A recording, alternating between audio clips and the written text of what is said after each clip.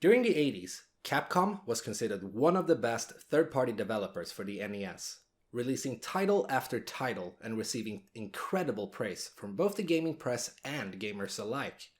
It was during this time that a small team at Capcom created Mega Man, and this small team, still very enthusiastic about their new IP, wanted to make a follow-up. Unfortunately, the sales of the original game was not high enough to justify a sequel. So the small team convinced the higher-ups at Capcom to let them work during evenings and their free time to finish the game at low cost. About 4 months later, which is incredibly fast, they released a sequel, maybe considered one of the best sequels ever created and dubbed by many as one of the best games ever. My name is Itssbbz, and welcome to a brief story about Mega Man 2.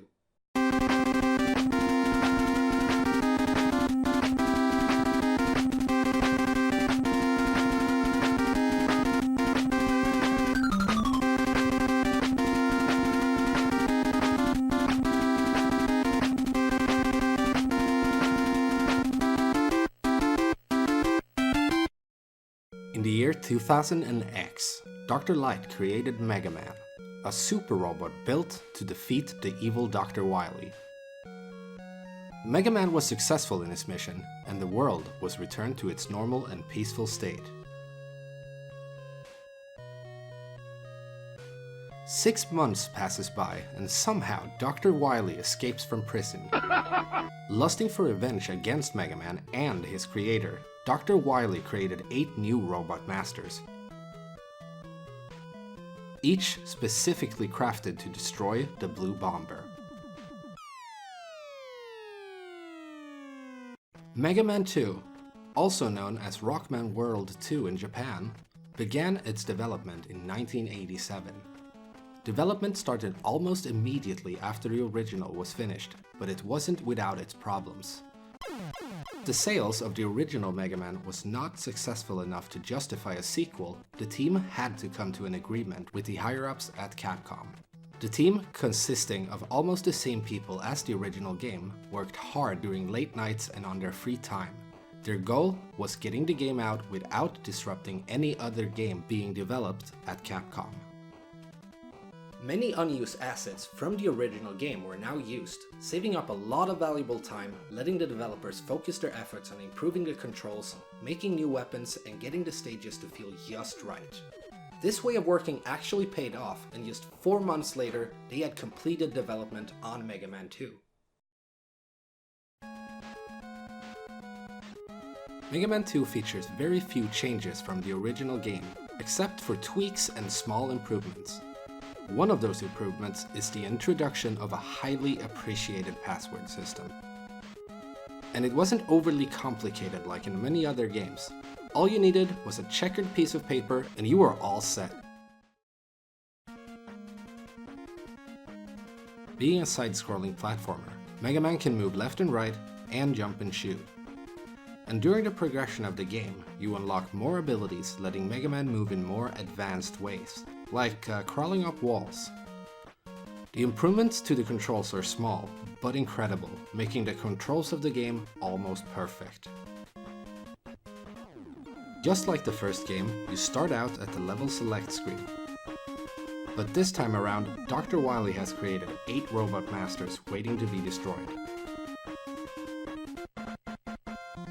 Every robot master has his own lair that Mega Man has to fight his way through, and the levels often mirror the robot master's look and abilities. For example, Woodman's stage is set in a forest. After destroying waves of enemies and performing platforming miracles, you finally reach the end of the level where a familiar face awaits you. The boss transition screen makes a return, and it has been improved a lot. This time around, it's acting more like a warning and a perfect opportunity to prepare yourself before the boss, rather than a cheap obstacle course like in the original game.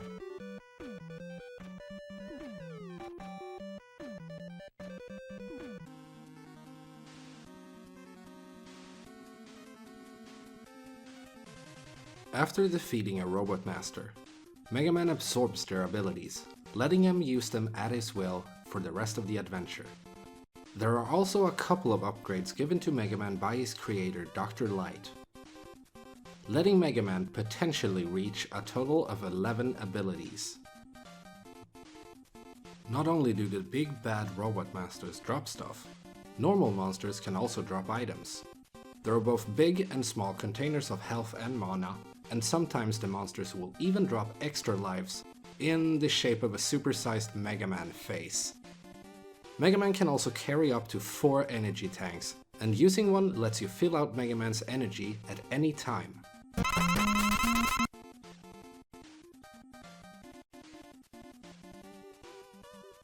When you're done fighting the 8 robot masters, Dr. Wily appears and he reveals his fortress, which consists of 6 more action-packed levels.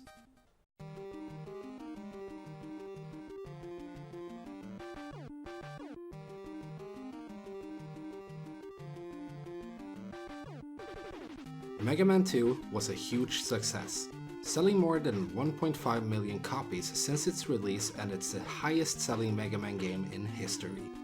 Critics praised the game for its improved audio and visuals, new power-ups and password system, giving Mega Man 2 incredible scores as high as 9.5 out of 10 in most reviews. Even the soundtrack of Mega Man 2 has been getting its fair share of praise over the years. For example, Nintendo Power's editorial staff stated it is among the best on the NES. Getting just about everything right, Capcom really hit a home run with this one. The smooth controls, the good-looking graphics, and the amazing platforming levels make this one of the best titles on the NES. And this is probably pretty mainstream, but out of all the Mega Man games on the good old NES, this has to be my personal favorite. I mean, to sum it all up, this game has a legendary status. Even the soundtrack of the game is arguably the most remixed in all of gaming. So it's been about a year since I actually finished the first game right here on the channel, and I see no reason to wait any further, so let's stop Dr. Wily once again.